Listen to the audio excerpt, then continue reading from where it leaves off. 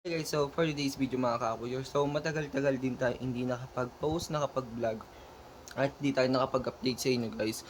So yun sa katunayan guys, nagpaparami kasi ako guys at saka busy ako kay baby at ayan nga busy din sa trabaho.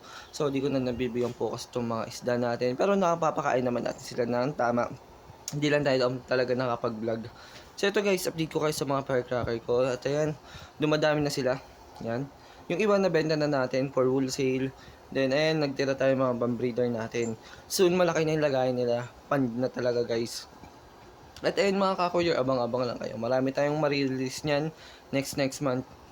Hindi lang ngayon sa ngayong month. Ang marirelease lang natin yung 3 pair ko na jumbo. At ayan, so ito kasi mga pambreed natin yan. At ito guys, yung red chili natin ay nalang natira. Siguro nasa 150 pieces na lang to. Then angel fish, ayan. Tapos dito guys, red chili na lang din nandito. Ito yung nilalagyan natin. Then ito, pinaparami natin sila. So yun guys, update ko kayo sa labas dun sa mga gapi naman natin. Guys, peace out.